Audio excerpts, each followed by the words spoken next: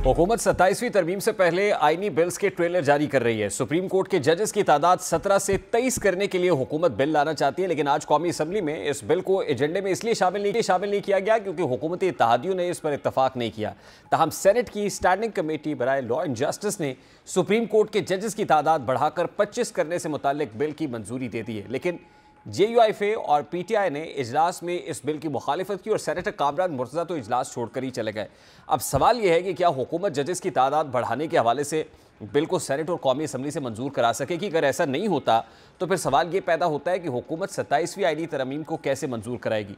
लेकिन अगर हुकूमत पिछली बार की तरह इस बार भी जोड़ तोड़ करके नंबर गेम पूरी कर लेती है तो फिर मुमकिन है कि हुकूमत 27वीं आईनी तरमीम भी मंजूर करा ले। बहरहाल जजेस की तादाद बढ़ाने के हवाले से ऑपोजिशन शोर मचा रही है कि हुकूमत सुप्रीम कोर्ट के फैसलों पर असरअंदाज होना चाहती है, और यही वजह है कि हुकूमत पर यह इल्ज़ाम भी लग रहा है कि वो supreme court practice and procedure committee पर असरअंदाज होने के लिए तरमीमी ऑर्डिनेंस नाफिज करना चाहती है। और आज सेनेट के इजलास में supreme court practice and procedure तरमीमी ऑर्डिनेंस 2024 पेश भी किया गया। सेनेट के कायम मकाम चेयरमैन सैयद अल खान की ज़ेर सदारत सेनेट का आज इजलास हुआ, जिस वफाकी वज़ीर कानून आज़म नज़ीर तारड़ ने प्रैक्टिस एंड प्रोसीजर तरमीमी ऑर्डिनेंस पेश किया, जिसके बाद सेनेट ने प्रैक्टिस एंड प्रोसीजर तरमीमी ऑर्डिनेंस मुतल्लिका कमेटी के सपोर्ट कर दिया है। प्रैक्टिस एंड प्रोसीजर एक्ट के सेक्शन 2 में एक ज़ेली शिक शामिल की गई है, जिसके तहत कमेटी में चीफ जस्टिस ऑफ पाकिस्तान के अलावा एक सीनियर तरीन जज और एक चीफ जस्टिस ऑफ पाकिस्तान का नामजद करदा जज शामिल होगा। सेक्शन D ज़ेली शिक 2 के तहत और आर्टिकल 184 की शिक 3 के तहत मामले पर समाज से कबल मफाद आमा की वजूहात देना होंगी। ऑर्डिनेंस में सेक्शन 7A और 7B शामिल की गई हैं। आर्टिकल 7A के तहत ऐसे मुकदमात जो पहले दायर होंगे उन्हें पहले सुना जाएगा। अगर कोई अदालती बेंच अपनी बारी के बरखिलाफ केस सुनेगा तो इसे उसकी वजूहात देना होंगी। अब बज़ाहिर इस ऑर्डिनेंस में कोई बड़ी तब्दीली नहीं की गई, लेकिन अपोजिशन जमातें ये खदशा जाहिर कर रही हैं कि हुकूमत supreme court practice and procedure justice के इख्तियारात को महदूद कर देगी। अगर हुकूमत ऐसा कोई इकदाम उठाती है तो इसका मतलब ये होगा कि वो चीफ जस्टिस याहिया अफरीदी से भी कशीदगी पैदा करना चाहती है। इसी को देखते हुए PTI के रहनुमा शायद खटक ये पेशगोई कर रहे हैं कि हुकूमत की चीखें आप बहुत जल्द सुनेंगे। अब ये तासुर तो दुरुस्त लगता है कि हुकूमत ने नए चीफ जस्टिस से उम्मीदें वाबस्ता की हुई थी, वो उम्मीदें लगता है पूरी नहीं हो रही, जिसके नतीजे में हुकूमत अब 27वीं तरमीम लाकर अदालती मामलात को अपने कंट्रोल में करने की कोशिश करना चाहती है। लेकिन ऐसा करने से अदालत में तकसीम बढ़ सकती है, जो यकीनी तौर पर किसी नए बहरान को जन्म देने का बाइस भी हो सकती है। इस वक्त अब्दुल्ला गुल साहब सीनियर तजियाकार हैं, हमारे साथ मौजूद है। अस्सलाम वालेकुम अब्दुल्ला गुल साहब, बहुत बहुत शुक्रिया आपके वक्त के लिए। सबसे पहले तो ये कहिएगा कि 27वीं आईनी तरमीम की बाज़गश्त हुई, उसके बाद लॉ मिनिस्टर ने खुद ये कह दिया कि अभी ऐसी कोई बात नहीं है, लेकिन हम देख रहे हैं कि बिल्स तो आज भी ऐवान में लाए गए हैं। पर्टिकुलरली जजेस की तादाद बढ़ाने से मुतालिक जो बिल है और उस पर हुकूमती इत्तेहादी जो है उनके रिजर्वेशंस भी हैं, और फिर अपोजिशन ने तो इसका बाइकआउट भी किया। सेनेटर कामरान मुर्तज़ा भी इजलास से उठ के चले गए।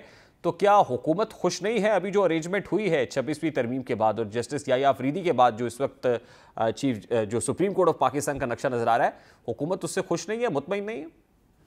बिस्मिल्लाहिर्रहमानिर्रहीम, बहुत शुक्रिया आपका। देखें, बात यह है कि एब्सोलूट पावर जब हासिल कोई भी करना चाहे वो कोई शख्स हो, इदारा हो या वो हुकूमत हो, वो फिर नुकसान उठाते हैं। और मेरे ख्याल में 26वीं आईनी तरमीम भी बहुत ज्यादा उसके अंदर लेदे हुई और उसके ऊपर बहुत सारे एतराजात अभी तक चल ही रहे थे, और अभी तो उसको अदालत के अंदर चैलेंज भी किया गया। तो ये मामलात अभी चल रहे हैं, मेरे ख्याल में ठंडी करके खा लेते तो ज्यादा बेहतर था, लेकिन उजलत में जो है वो फैसले हो रहे हैं। और लगता ऐसा है कि अमरीकी इलेक्शन के नताइज आने से पहले हुकूमत कुछ आईनी तौर पर ऐसे कवानीन बनाना चाहती है जिसके तहत जो है वो हुकूमत जो है वो मजबूत से मजबूत तर होती चली जाए। इसमें कोई वैसे बुराई नहीं होती कि हुकूमत को मजबूत होना चाहिए, लेकिन हुकूमत की मजबूती इदारों की मजबूती से मुंसलिक होती है। और कोई भी हुकूमत अगर इंसाफ के अमल के ऊपर जो है वो कदगन लगाएगी तो यकीनन ये हुकूमत के लिए मुस्तकबिल में एक अच्छा अब्दुल्ला गुल साहब, आपने अमरीकी इलेक्शन की तरफ निशानदेही की है। पाकिस्तान तहरीक इंसाफ के भी कुछ लोग इससे तवक्कुआत वाबस्ता किए हुए हैं। अमरीकी इलेक्शन के नताइज पाकिस्तानी सियासत के ऊपर या करंट अरेंजमेंट पर कैसे असरअंदाज हो सकता है?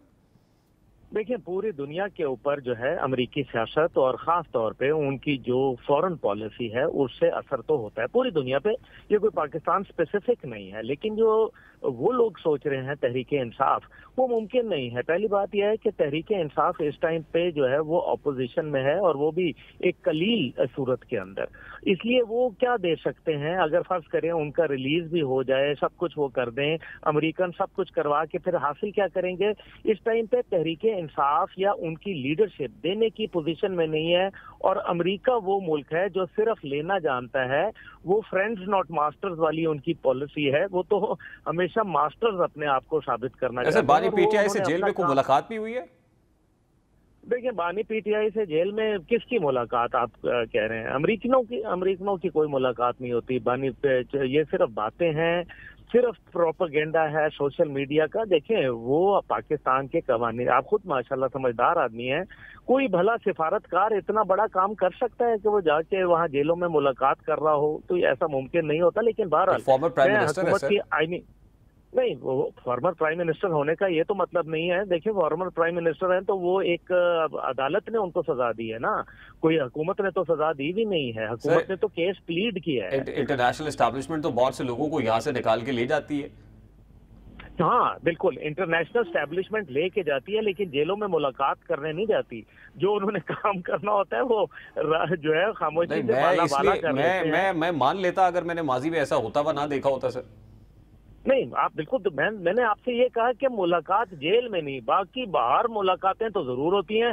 अभी परसों चौथ ही जो है वो उमर अयूब साहब और दीगर जो थे, बैरिस्टर गौहर, उनकी एक सिफारत खाने में मैं भी वहां मौजूद था।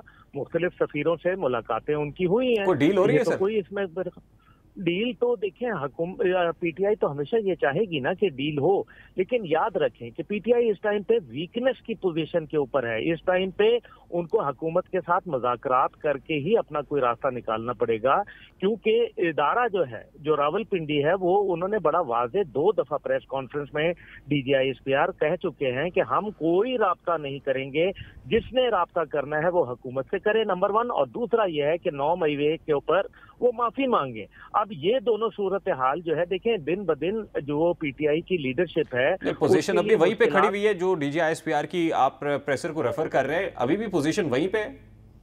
मेरे ख्याल में पहले से भी ज्यादा सख्त हो चुकी है। उसकी वजह यह है कि अगर ये अमेरिकी इलेक्शन है तो इसमें याद रखें कि अमेरिकन स्टैब्लिशमेंट न्यूट्रल हो जाया करती है। वो ना जो है वो हुकूमत का साथ दे रही होती है, ना वो उनके कोई फेवरेट्स होते हैं इस टाइम पे। इसलिए वो ना कैमिला हैरिस की पॉलिसी को फॉलो कर सकते हैं और ना ही वो डोनाल्ड ट्रंप की। हाँ, इलेक्शन होने के बाद सूरत हाल क्या होगी वो उसके एक अलहदा रिपरकशन। लास्टली मुझे बताएगा कि नवंबर कितना इंपॉर्टेंट है? नवंबर में कोई ब्रेक थ्रू होता हुआ देख रहे हैं?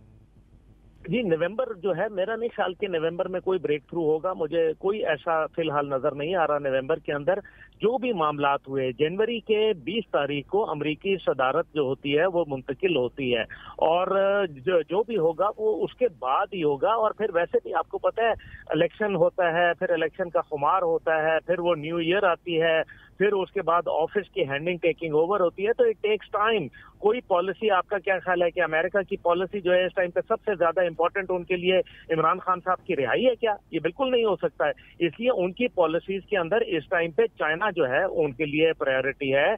उनके लिए जो है नॉर्थ कोरिया ने जो बैलिस्टिक मिसाइल जो है वो वॉरहेड, जो न्यूक्लियर वॉरहेड के साथ किया है, वो उनकी प्रायोरिटी है। उनके